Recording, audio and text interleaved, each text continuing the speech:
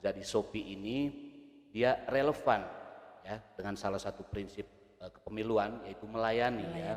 SOPI itu singkatan dari santai ngomongin pemilu. Ya, seperti itu untuk Satker KPU Manggarai untuk menyelenggarakan proses pemilihan serentak 2024 tanpa sengketa dan zero mistake. Itu harapan kami seperti itu, Mas.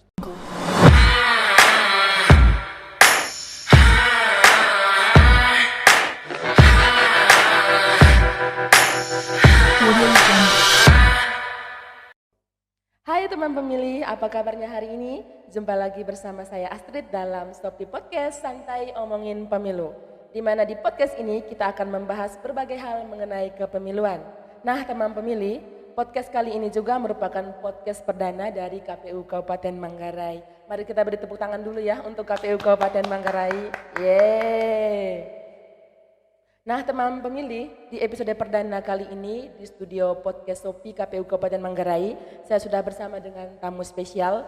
Beliau adalah Bapak Ketua KPU Kabupaten Manggarai, Bapak Thomas Aquino Hartono. Selamat pagi Bapak. Selamat pagi, Astrid. Bagaimana kabarnya hari ini Bapak, sehat? Ya sehat, sebagai penyelenggara dilarang untuk sakit ya. Ya puji Tuhan ya Bapak, kita semua dalam keadaan yang sehat. Saya berharap, Pak Ketua juga pastinya berharap teman-teman yang saat ini sedang nonton podcast SOPI KPU Kabupaten Manggarai dalam keadaan yang sehat ya Pak Ketua. Iya. Nah teman pemilih, sebelum kita masuk ke tema lebih jauh, saya harap Pak Ketua bisa memperkenalkan dirinya dulu ya. Sudah berapa lama Pak Ketua mengabdi di KPU Kabupaten Manggarai? Baik, terima kasih Ibu Astrid dan juga sahabat pemilih semuanya. Pertama saya ingin memperkenalkan diri, nama saya Thomas Aquino Hartono, biasa dipanggil Tommy atau Pak Tommy. Ini sudah periode saya yang kedua sebagai penyelenggara di KPU Kabupaten Manggarai, di mana pada periode kedua ini saya dipercayakan oleh teman-teman sebagai Ketua Komisi Pemilihan Umum Kabupaten Manggarai. Ya. Luar biasa sekali ya Pak Ketua. Betul ya, terima kasih atas kepercayaan teman-teman. Dan juga pada periode kedua ini saya selaku Ketua Divisi Umum Keuangan dan Logistik jadi anggota KPU merangkap Ketua juga ya, Ketua merangkap anggota KPU ya, seperti itu. Berarti Pak Ketua sudah lumayan lama ya di KPU, jadi bisa dipastikan bahwa pengalaman dari pemilu ke pemilu itu pasti sudah banyak ya Pak Ketua. Kalau bicara pengalaman itu hanya sedikit membantu ya, karena prinsipnya yang harus kita adaptasi itu adalah soal regulasi ya, dan juga mental ya. Nah Pak Ketua, ini kan adalah podcast perdana kita di KPU Kabupaten Manggarai. Terus saya lihat namanya itu sedikit unik ya, SOPI. SOPI itu sejenis minuman khas di daerah timur ya Pak Ketua. Nah mungkin bisa diceritakan apa filosofinya kenapa sampai menjadikan SOPI ini sebagai nama podcast dari KPU Kabupaten Manggarai. Baik Ibu Astrid dan juga sahabat pemilih semuanya. Pertama, SOPI ini sebenarnya adalah minuman khas dari masyarakat NTT ya pada umumnya dan juga masyarakat Manggarai pada khususnya ya. SOPI itu selalu hadir ya sebagai pelengkap adat istiadat. Oleh karena itu SOPI tetap abadi sebagai bagian dari kearifan lokal masyarakat Manggarai ya khususnya. Jadi filosofi ini kita mau angkat ya, di mana SOPI itu selalu hadir sebagai perekat ya, di mana seluruh persoalan di Manggarai bisa diselesaikan dengan duduk bersama dan juga direkatkan oleh hadirnya SOPI. Ya kan? Kemudian SOPI itu juga sebagai sarana penerimaan masyarakat Manggarai secara adat kepada saudara, kemudian kepada teman. Filosofi inilah yang mau kita angkat ya. Jadi SOPI ini dia relevan ya dengan salah satu prinsip kepemiluan, yaitu melayani. Ya. Kita ingin sebagai penyelenggara pemilu kita itu melayani, baik melayani masyarakat Manggarai, peserta pemilih maupun peserta pemilu itu sendiri, yaitu partai politik dan juga perseorangan ya. Jadi ini yang kita mau kombinasikan. Jadi filosofi kopi ini kita mau angkat untuk menunjukkan pelayanan kita ya, seperti itu. Jadi SOPI itu singkatan dari santai ngomongin pemilu. Ya, seperti itu. Kita juga mau mengedukasi masyarakat Manggarai dan juga menyampaikan segala macam informasi terkait pelaksanaan pemilu serentak 2024 ini dengan cara yang santai ya, dengan cara yang santai tanpa mengurangi substansi penyelenggaraan itu sendiri. Jadi Sopi santai ngomongin pemilu ya kan, seperti itu. Jadi ke depan kami KPU Kabupaten Manggarai menggagas untuk selalu menyampaikan informasi berkaitan dengan penyelenggaraan pemilu serentak 2024 dengan cara yang santai. Nanti teman-teman komisioner lain juga akan mengupas seluruh jadwal dan tahapan berkaitan dengan penyelenggaraan itu secara detail ya. Dalam tahapan itu ada tahapan-tahapan yang akan kita bahas ya nanti pada sesi-sesi berikut. Tetapi kami memperkenalkan kepada kita semua, khususnya masyarakat Manggarai, KPU Manggarai itu hadir ya untuk menyampaikan, mengedukasi masyarakat Manggarai dengan podcast kita, podcast Sopi, santai ngomongin pemilu. Jadi lebih mudah diingat ya, khususnya untuk masyarakat Manggarai. Kurang lebih Bu Astrid itu filosofi Sopi, santai ngomongin pemilu, itu yang kita angkat ya. Ya, dan juga tentunya kita berharap Pak Ketua dengan kehadiran podcast kita ini semakin banyak orang yang tahu mengenai kepemiluan, kemudian semakin mendapatkan update mengenai tahapan jadwalan apa yang sedang kita buat ya Pak Ketua. Betul sekali. Nah teman pemilih dan juga Pak Ketua, kita semua kan tahu bahwa hari dan tanggal pemungutan suara beserta jadwalan tahapan kan sudah diluncurkan kemarin pada tanggal 14 Juni tahun 2022. Dan itu untuk pemilu 2024 jatuhnya pada tanggal 14 Februari tahun 2024. Bagaimana persiapan KPU Manggarai untuk pemilu serentak tahun 2024 Pak Ketua? Baik Ibu Astrid dan juga sahabat pemilih semuanya, seperti yang disampaikan bahwa KPU RI itu secara kelembagaan telah mengeluarkan regulasi dalam hal ini peraturan KPU nomor 3 berkaitan dengan jadwal dan tahapan. Peraturan KPU ini dikeluarkan untuk mengimplementasikan perintah dari undang-undang di mana KPU itu menyusun jadwal dan tahapan. Kalau kita lihat dari keseluruhan bagan jadwal dan tahapan itu, pemilu itu jatuh pada saat tanggal 14 Februari ya, pada saat hari Valentine. Hari kasih sayang ya Pak Ketua? Betul, hari kasih sayang, dan tahapan itu sudah diluncurkan dan dimulai kemarin tanggal 14 Juni ya, dengan peluncuran jadwal dan hari dan tanggal pemungutan suara ya. Jadi sekarang secara kelembagaan KPU RI telah mengeluarkan PKPU nomor 3, ingat PKPU nomor 3 berkaitan dengan jadwal dan tahapan. Berkaitan dengan persiapan KPU Kabupaten Manggarai, pertama selain anggaran yaitu, kemudian yang kedua sebagai penyelenggara kita wajib ya, kurang lebih dalam pandangan saya ada 4 hal yang harus penyelenggara persiapkan ya sebagai penyelenggara pemilu. Yang pertama itu dari sisi aspek kognitif dan ketaatan terhadap undang-undang. Jadi sebagai penyelenggara kita wajib mengetahui keseluruhan aturan berkaitan dengan proses penyelenggaraan ya.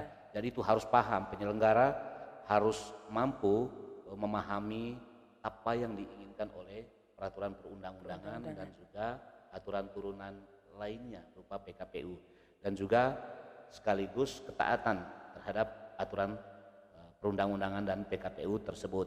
Kemudian yang kita persiapkan juga adalah aspek keterampilan dan juga skill ya. Jadi sebagai penyelenggara kita harus mampu mengimplementasikan aturan-aturan tersebut dengan keterampilan kita, kemampuan kita membaca regulasi, ketaatan kita juga ya terhadap regulasi.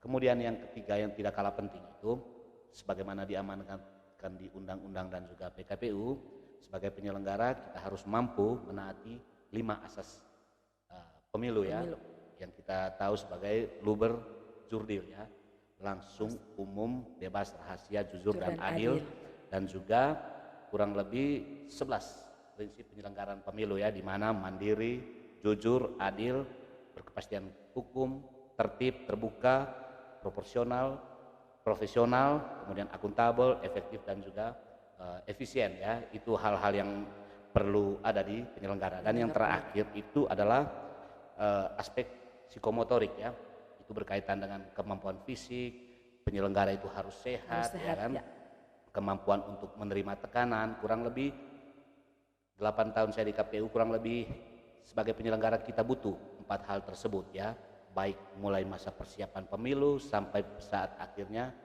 penetapan ya kan, penetapan peserta pemilu. Kurang lebih 4 hal tersebut sudah cukup sebagai penyelenggara pemilu. Dan yang terakhir itu soal etika. Etika itu tadi ada masuk dalam prinsip pemilu ya, di mana sebagai penyelenggara kita harus menjunjung tinggi kode etik, karena prinsipnya core bisnis dari penyelenggara pemilu itu adalah kepercayaan publik. Seperti itu. Ya. Jadi itu sementara yang dipersiapkan oleh KPU Manggarai. Kita sudah mempersiapkan semua instrumennya secara mental, fisik, sudah semua. Gitu, Ibu Astrid. Ya, dan tentunya teman pemilih bekerja di KPU juga tidak semudah yang dilihat Pak Ketua ya. Sambil minum ya, Sambil karena kita minum, Pak santai Ketua. ngomongin pemilu ya. Benar Pak Ketua. Karena kerja di KPU itu tidak semudah yang terlihat ya Pak Ketua. Selain kita butuh fisik yang kuat, kita juga butuh mental yang kuat. Betul Karena sekali. kadang-kadang kan pikiran orang di luar sana bilang, kamu kerja apa di KPU, hanya kerja Betul. begitu, sudah benar Pak Ketua. Dan juga kadang-kadang ada orang yang mengatakan, KPU itu lembaga yang tidak dapat dipercaya. Padahal kan sebenarnya kita bekerja secara jujur, secara adil begitu ya Pak Ketua, sesuai dengan asas pemilu tadi. Ya, betul sekali.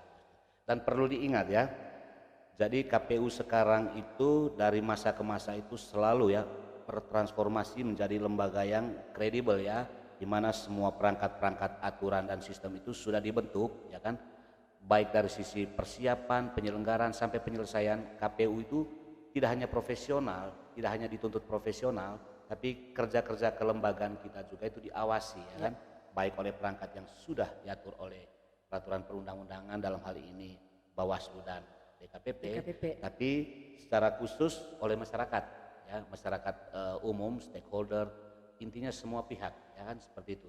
Sambil KPU sendiri membenah diri ya kan, memperkuat diri dengan regulasi. Kemudian seperti yang saya katakan tadi, podcast ini sendiri adalah bentuk sarana kita ya, transparansi kita terhadap seluruh elemen masyarakat bahwa ini yang dikerjakan KPU sekarang. Dan kami sambil kita mengedukasi masyarakat ya, seperti apa penyelenggaraan pemilu. Jadi pemilu itu jangan kita anggap sebagai sesuatu yang berat kemudian ya, tetapi sesuatu yang ringan, mengedukasi, dan juga semua orang harus tahu ini adalah siklus 5 tahunan yang tetap, yang wajib kita ketahui dan dilaksanakan seperti itu. Iya. Kemudian teman pemilih, untuk informasi, selain melalui podcast ini, KPU Kabupaten Manggarai juga punya media sosial yang lain ya. Misalnya teman-teman dari teman pemilih ingin mengetahui informasi mengenai kepemiluan, itu bisa di situs web di www.kpu_manggarai.go.id, atau juga bisa di halaman Facebook kami dengan alamat KPU Kabupaten Manggarai. Bisa juga di Twitter atau di Instagram di KPU Kabupaten Manggarai. Baiklah teman pemilih dan Pak Ketua, masih berkaitan dengan soal jadwal dan tahapan untuk pemilu serentak tahun 2024. Bisa dijelaskan secara singkat ya Pak Ketua, gambaran umumnya soal jadwal dan tahapan untuk pemilu tahun 2024. Baik, terima kasih Ibu Astrid dan juga sahabat pemilih semuanya. Dapat kami gambarkan secara umum berkaitan dengan jadwal dan tahapan untuk pemilu serentak 2024. Kita coba bagi ya dalam 3 tahun. Yang pertama, di tahun 2022 kurang lebih itu ada beberapa jadwal dan tahapan yang akan kita selenggarakan. Yang pertama itu penyusunan peraturan pelaksanaan pemilu itu oleh KPU ya. Dia mulai di 14 Juni 2022 sampai dengan 14 Desember 2023 ya. Itu menjadi ranah dan kewenangan KPU RI ya kan, berkaitan dengan penyusunan peraturan pelaksanaan dan juga anggaran ya. Kemudian yang kedua berkaitan dengan pemutakhiran data pemilih dan penyusunan daftar pemilih, itu yang di tahun 2022 itu 14 Oktober 2022 sampai 21 Juni 2023 ya, penyusunan daftar pemilih. Jadi mulai tahun 2022 hingga 2023. Dan yang ketiga, kita memasuki masa pendaftaran dan verifikasi serta penetapan peserta pemilu yang dimulai pada tanggal 29 Juli 2022 sampai dengan 14 Desember 2022 ya.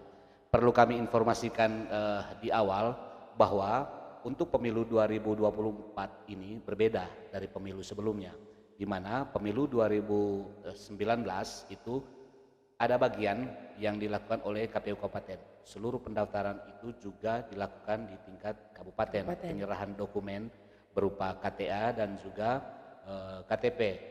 Dan juga syarat dukungan untuk calon peserta pemilu ya Pak Ketua? Iya, betul ya, dokumen-dokumen pendukung. Tetapi sekarang keseluruhan proses itu hampir sebagian besar dilakukan di tingkat pusat.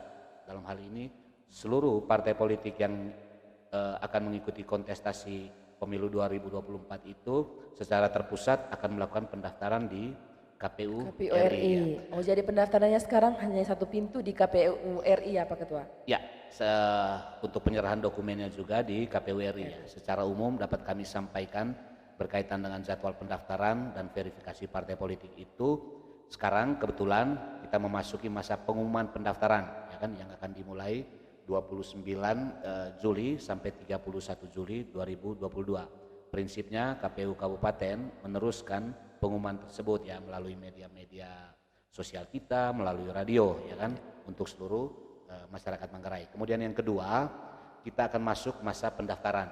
Ini yang saya sampaikan tadi, seluruh proses pendaftaran ini terpusat di KPU RI ya, yang akan dimulai pada tanggal 1 sampai 14 Agustus 2022 ya. Jadi semua pendaftaran itu terpusat di KPU RI.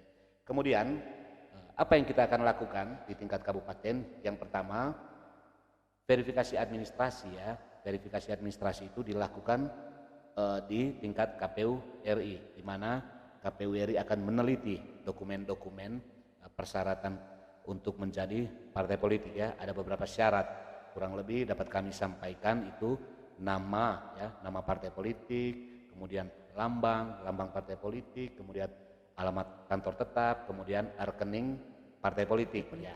Seperti itu adalah dokumen-dokumen yang akan disampaikan oleh calon partai politik ke KPU RI untuk dilakukan verifikasi administrasi.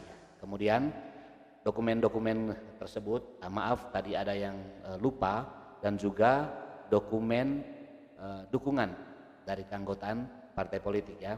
Kurang lebih secara umum partai politik itu dia harus punya kepengurusan di seluruh provinsi di Indonesia ya. Jadi satu partai politik itu misalnya dia mau menjadi partai politik itu dia harus mempunyai kepengurusan di 34 provinsi ya.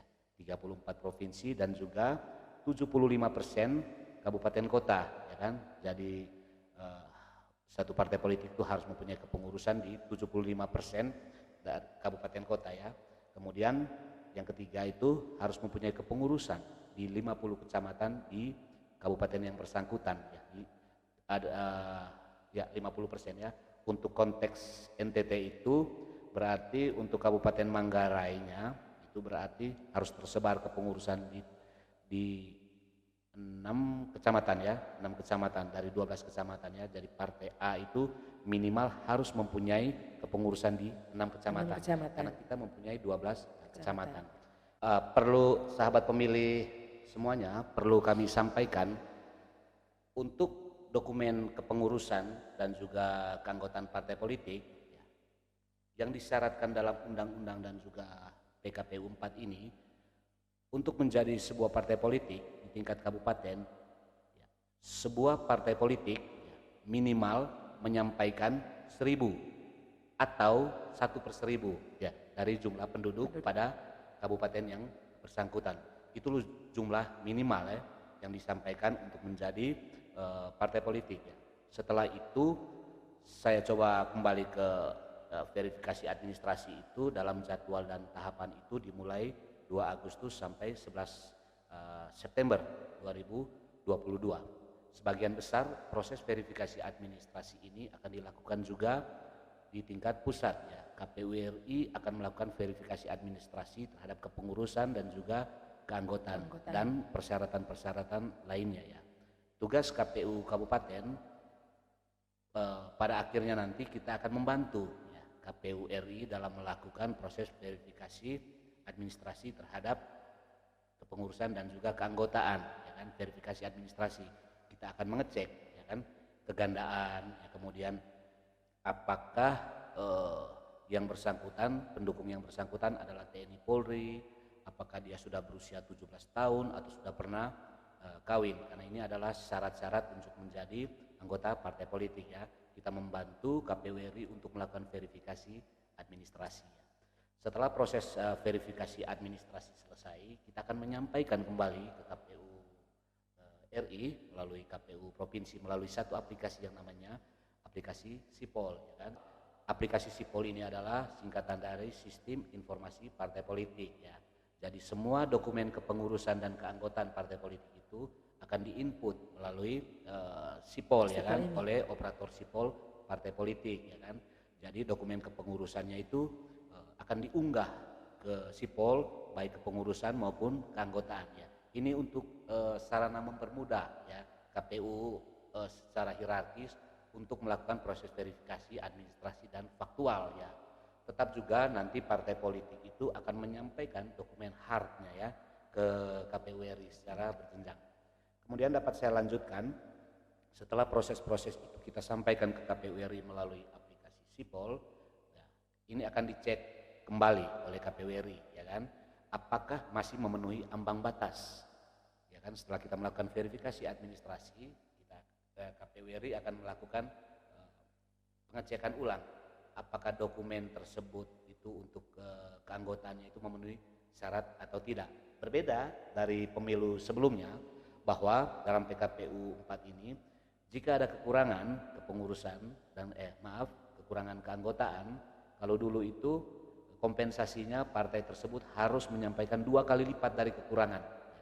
Sekarang dalam PKPU terbaru jumlah kekurangan itu saja. Misalnya saya buat simulasi sederhana, ya. Misalnya setelah dilakukan verifikasi administrasi, partai X, ya kan, membawa untuk tingkat Kabupaten Manggarai itu 1/1000 dari jumlah penduduk kita 300.000 sekian, itu berarti satu partai politik dapat membawa 360 sekian, ya, data keanggotaan gitu. Lebih bagusnya partai politik itu membawa katakanlah 400 atau 500, akan dilakukan verifikasi administrasi. Ya. Ketika ada data pendukung partai tersebut, setelah hasil verifikasi itu ternyata kurang karena tidak mendukung, kemudian ternyata belum berusia 17 tahun, ya kan, kemudian intinya belum memenuhi syarat lah sebagai keanggotaan partai politik, ya, maka dia harus menyampaikan kekurangannya, ya kan, seperti itu. Kemudian kita lanjut pada verifikasi faktual. Verifikasi faktual itu 15 Oktober sampai dengan 4 November 2022, ya. Proses verifikasi faktual ini ada proses lanjutan setelah proses verifikasi administrasi, di mana KPU Kabupaten akan turun ke lapangan untuk melakukan pengecekan, ya kan, apakah yang bersangkutan, ya, itu mendukung partai tersebut atau tidak. Itu intinya, ya kan. Jadi kita melakukan verifikasi faktual dari rumah ke rumah untuk menyatakan bahwa benar tidak yang bersangkutan adalah pendukung partai yang bersangkutan. Ini adalah satu proses yang berkesinambungan, ya, antara proses verifikasi administrasi dan faktual. Intinya pada saat proses verifikasi faktual ini kita mau memastikan yang bersangkutan benar-benar pendukung dari partai yang bersangkutan. Kemudian yang terakhir itu adalah penetapan peserta pemilu 14 Desember 2022, ya kan. Setelah seluruh proses verifikasi ini dilakukan administrasi dan faktual, kita menyampaikan hasilnya kepada KPU RI, maka akan dilihat, ya kan, sesuai dengan undang-undang dan juga PKPU 4, ya, apakah partai tersebut layak ditetapkan menjadi peserta pemilu dengan instrumen aturan yang ada di PKPU 4 tersebut. Kita akan lihat. Perlu kami informasikan, sampai detik ini ada 38 partai politik yang telah meminta akses Sipol, ya kan, akses Sipol untuk pemilu 2024. Kita akan lihat nanti tanggal 14 Desember 2022 itu berapa partai, ya kan, berapa partai politik yang akan menjadi kontestan untuk penyelenggaraan pemilu 2024, ya. Jadi itu kurang lebih keseluruhan, nanti akan dibedah lebih jauh pada saat podcast berikutnya mungkin, ya. Itu berkaitan dengan lebih teknis, berkaitan dengan proses pendaftaran, verifikasi dan penetapan partai politik.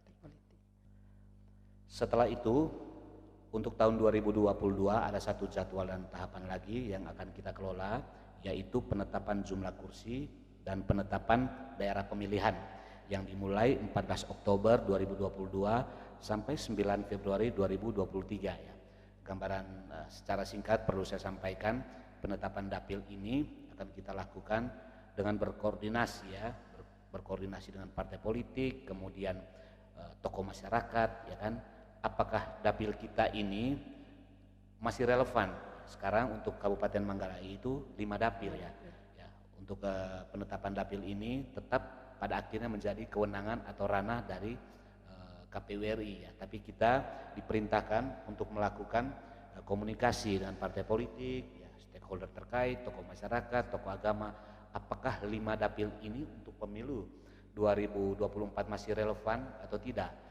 Apakah ada penambahan dapil atau pengurangan dapil? Ya, pengurangan dapil ya, perlu kami sampaikan sebagai bahan edukasi dan informasi untuk masyarakat Manggarai. Dapil kita sekarang itu masih 5 dapil ya, dengan alokasi kursi untuk 5 dapil tersebut adalah 35 kursi untuk anggota DPR, tapi kita akan bahas itu pada tempat yang lain ya.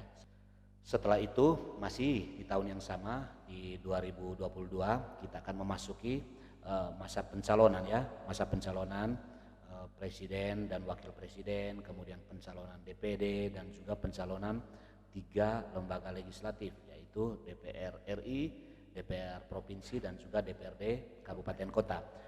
Perlu saya sampaikan gambaran umum untuk pencalonan anggota DPD itu dimulai 6 Desember ya 2022 sampai 25 November 2023. Untuk pencalonan DPRD Provinsi dan juga DPRD Kabupaten Kota itu mulai 24 April 2023 ya, sudah masuk tahun 2023 sampai 25 November tahun 2023. Sedangkan untuk pencalonan presiden dan wakil presiden itu 19 Oktober sampai 19 Oktober 2023 sampai dengan 25 November tahun 2023. Kemudian setelah itu baru kita masuk masa kampanye ya. Kampanye itu berbeda dari tahun sebelumnya yang 210 hari, pemilu sebelumnya maksudnya. Sekarang itu sudah dipangkas menjadi 75 hari mulai 28 November 2023 sampai dengan 10 Februari 2024. Kemudian setelah masa kampanye ada siklus yang tetap yang kita lakukan itu yaitu masa tenang 3 hari ya, mulai 11 sampai 13 Februari 2024. Sehingga puncaknya 14 Februari 2024 kita memasuki masa pencoblosan ya, pencoblosan untuk 5 lembaga tersebut, 5 pemilihan tersebut. Ya, jadi pada tanggal 14 Februari nanti saat kita merayakan Valentine, kita juga bersama-sama ya Pak Ketua merayakan Valentine-nya di TPS. Kita memilih pilihan kita di TPS ya Pak Ketua. Betul sekali. Harapannya dengan 14 Februari sebagai hari Valentine ya kan, penuh nuansa kasih sayang ya. Boleh kontestasi antara peserta pemilihan, tapi kita juga harus mempunyai jiwa kasih sayang. Kurang lebih seperti itulah, kita bersyukur momennya tepat ya 14 Februari sebagai hari Valentine bersamaan dengan hari pemungutan suara. Jadi kita juga memilih dengan hati ya Pak Ketua di hari yang penuh kasih sayang nanti. Harapannya seperti itu. Setelah proses pemungutan suara pada 14 Februari 2024, setelah itu kita masuk masa rekapitulasi hasil penghitungan suara ya, yang dimulai 15 Februari 2024 sampai dengan 20 Maret 2024 ya.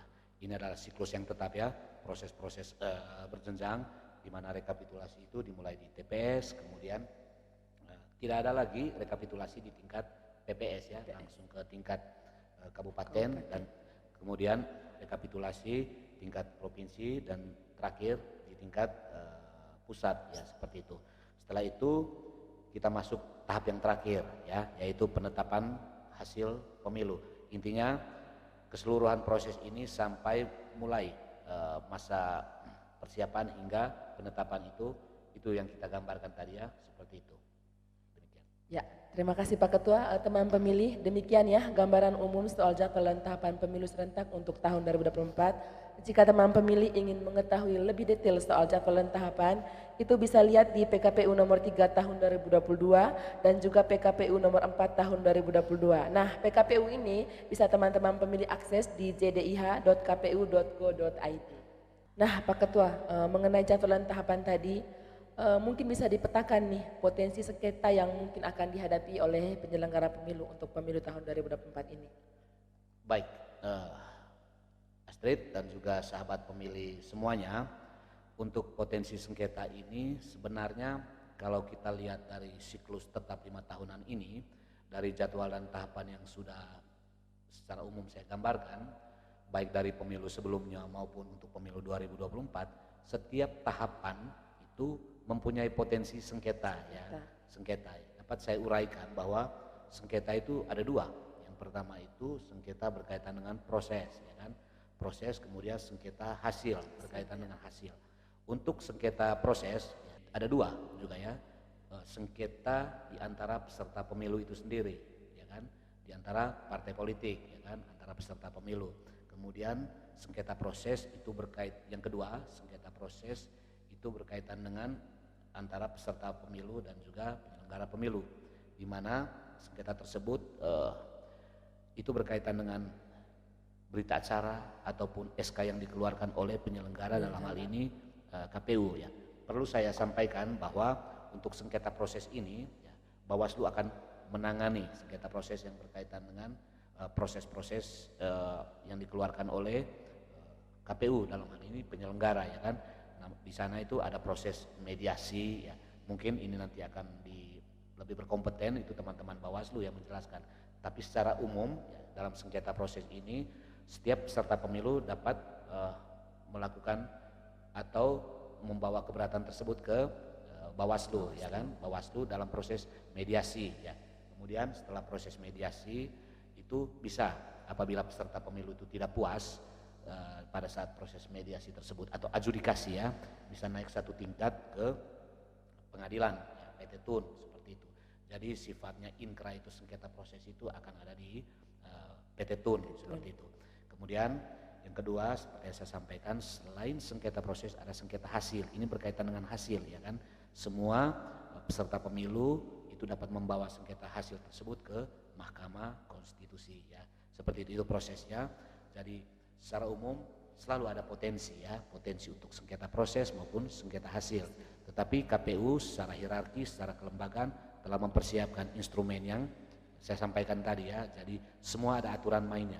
Tetapi secara spesifik yang KPU Kabupaten Manggarai telah lakukan, bahwa kami coba mengantisipasi ya, kita semua coba mengantisipasi ada potensi sengketa ini dengan melakukan seluruh proses ini dengan baik. Prinsip kita adalah zero mistake. Nol kesalahan. Jadi tidak ada kesalahan ya, Pak Ketua. Tidak ditolerir kesalahan ya. Itu adalah ikhtiar kita ya, upaya kita zero mistake, nol kesalahan. Jadi semua proses kita kelola dengan profesional ya, menggunakan limitatif waktu dan juga benar-benar diawasi bukan saja oleh Bawaslu tapi diawasi juga oleh masyarakat luas ya kan. Sehingga prinsip kita prosesnya benar, hasilnya benar. Jadi kita tidak berorientasi pada hasil saja tapi pada proses ya. Ini yang coba kita buat, tetapi pengalaman membuktikan ya, ini untuk seluruh masyarakat Manggarai. Untuk pemilihan bupati dan wakil bupati Manggarai 2020 kemarin, satu-satunya kabupaten penyelenggara dari 8 kabupaten yang menyelenggarakan pemilihan bupati dan wakil bupati di NTT, Manggarai mampu keluar sebagai salah satu-satunya kabupaten yang menyelenggarakan pemilihan bupati tanpa sengketa ya. Wah, luar biasa ya. Kita tepuk tangan dulu ya untuk KPU Kabupaten Manggarai. Terima kasih untuk kerja kerasnya sehingga tidak ada sengketa ya Pak Ketua ya, untuk pemilihan bupati dan wakil bupati tahun 2020 kemarin. Betul sekali Bu Astrid. Artinya ada sengketa tapi mampu kita minimalisir bahkan kita selesaikan sehingga tidak sampai ya kan, tidak sampai dibawa ke pengadilan ya kan, PT Tun dan sebagainya. Ya, berkaca dari kesuksesan itu kita coba mengulang kembali prestasi tersebut sehingga kita menyelenggarakan pemilihan serentak 2024 ini dengan baik, profesional, menggunakan prinsip-prinsip penyelenggaraan pemilu, 11 prinsip tadi yang saya sampaikan di awal dan juga asas pemilu. Di samping kita memperkuat fisik kita, mental kita, sehingga saya yakin dan percaya kalau kita bisa melakukan semuanya persis seperti pemilu kada kemarin, saya akan pastikan bahwa kita siap untuk menyelenggarakan pemilu 2024 tanpa sengketa. Sengketa. Itu target kita ya, target Ya. besar, dan saya pikir target itu realistis ya, seperti itu. Ya, dan tentunya kita semua berharap ya Pak Ketua, di tahun 2024 nanti tidak ada sengketa ya Pak Ketua. Harapannya seperti itu, tetapi apapun yang terjadi ke depannya, entah itu kemudian ada sengketa atau tidak, kita telah mempersiapkan diri kita. Prinsipnya ya, seperti saya coba mengutip apa yang disampaikan oleh Ketua KPU RI, kalau sebuah pemilu itu adalah arena konflik yang dilegalkan, ya, sebagai penyelenggara kita adalah manajer konflik ya, manajer konflik. Sebagai manajer konflik kita tidak boleh ikut bermain ya, tidak boleh ikut dalam konflik ya. Kita sebagai manajer ya, seperti itu. Jadi saya secara pribadi ya, dan juga teman-teman komisioner kami berlima optimis bahwa kami mampu ya kan menjadi garda terdepan untuk Satker KPU Manggarai untuk menyelenggarakan proses pemilihan serentak 2024 tanpa sengketa dan zero mistake. Itu harapan kami seperti itu, Ibu. Tentunya harapan Pak Ketua, harapan kita semua ya Betul teman sekali. pemilih. Nah Pak Ketua, setelah sekian banyak kita membahas soal jadwal tahapan dan juga sengketa ini, mungkin ada pesan khusus dari Pak Ketua untuk sesama penyelenggara pemilu dan juga untuk masyarakat umum nih yang saat ini sedang nonton berkaitan dengan proses pada pemilu serentak tahun 2024 ini. Baik Astrid dan juga sahabat pemilih dimanapun berada, pesan saya pertama, secara kelembagaan untuk KPU Kabupaten Manggarai, saya mengajak kita semua untuk mempunyai empat prinsip yang saya sampaikan di awal tadi.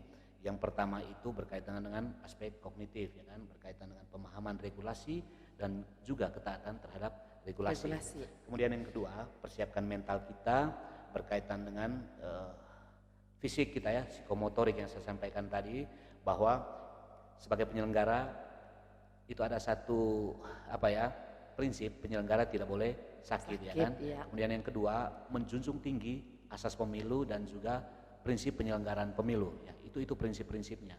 Dan yang ketiga, melaksanakan seluruh penyelenggaraan pemilu dengan penuh tanggung jawab. Dan yang tidak kalah penting itu menjaga etika ya. Karena etika itu di atas segala-galanya ya, etika sebagai penyelenggara pemilu ya. Bagi saya sebagai penyelenggara pemilu dan juga teman-teman selalu saya ingatkan bahwa ada satu prinsip yang namanya imparsialitas ya, yaitu netral tidak memihak ya kan, bahwa imparsialitas itu sebagai penyelenggara pemilu yang melayani ya, kita itu harus menjaga kedekatan yang sama dengan partai politik ya, bukan menjaga jarak yang sama, karena prinsipnya sebagai penyelenggara pemilu itu tugas kita itu adalah melayani peserta pemilu dan juga masyarakat pemilih di Manggarai. Kemudian pesan yang kedua untuk calon penyelenggara pemilu tingkat ehtop yaitu PPK, PPS, kemudian KPPS dan juga petugas pemutakhiran data pemilih yang kemudian akan kita bentuk. Mari bergabung dengan KPU Kabupaten Manggarai dengan standar-standar dan norma-norma asas pemilu, prinsip penyelenggaraan pemilu sehingga kita menjadi bagian dari penyelenggara pemilu ya. Kami mengajak supaya kita bersama-sama menjadi bagian ya, tidak hanya jadi penonton dan warga pemilih, tapi kami mengundang untuk menjadi penyelenggara pemilu ke depannya dengan prinsip-prinsip yang saya sampaikan. Khusus untuk masyarakat Manggarai, perlu kami sampaikan bahwa mari kita bersama-sama bersama penyelenggara khususnya dalam hal ini untuk sama-sama mengikuti keseluruhan proses penyelenggaraan pemilu serentak 2024 ini ya. Jadi tugas kami dari KPU selain mengedukasi masyarakat, kemudian kami menyampaikan keseluruhan proses ini sehingga masyarakat Manggarai mengetahui, oh ternyata sekarang penyelenggaraan pemilu ini adalah sesuatu yang diketahui oleh masyarakat umum ya kan. Sekaligus kami mengajak masyarakat Manggarai, stakeholder terkait, tokoh agama, tokoh masyarakat selalu memantau ya kan, tugas-tugas penyelenggara pemilu agar tadi seperti yang saya sampaikan prosesnya berjalan baik, hasilnya juga berjalan baik, dan pemilu serta pemimpin yang dihasilkan itu lahir dari proses yang benar-benar dapat dipertanggungjawabkan dan juga bermartabat. Seperti itu ya. Jadi untuk semuanya kurang lebih itulah pesan kami dari penyelenggara pemilu. Selain mengedukasi, kami mengajak seluruhnya untuk mengetahui seluruh proses penyelenggaraan pemilu 2024 ini dengan baik. Ya, dan satu lagi ya Pak Ketua, jangan lupa untuk gunakan hak suaranya ya pada pemilu tahun 2024 nanti ya teman pemilih. Jangan lupa untuk mencoblos di TPS terdekat teman-teman pemilih pada tanggal 14 Februari tahun 2024 nanti. Nah teman pemilih, tadi sudah banyak sekali hal yang saya bahas bersama Pak Ketua di sini ya. Sekarang saatnya kami untuk mengakhiri podcast pada hari ini. Terima kasih Pak Ketua untuk kehadirannya. Sama-sama. Terima kasih juga untuk teman pemilih yang sudah setia nonton kita dari awal ya. Sekarang saatnya saya dan Pak Ketua pamit undur diri dari layar kaca teman-teman semuanya. Sampai ketemu di Shopee Podcast berikutnya. Bye-bye.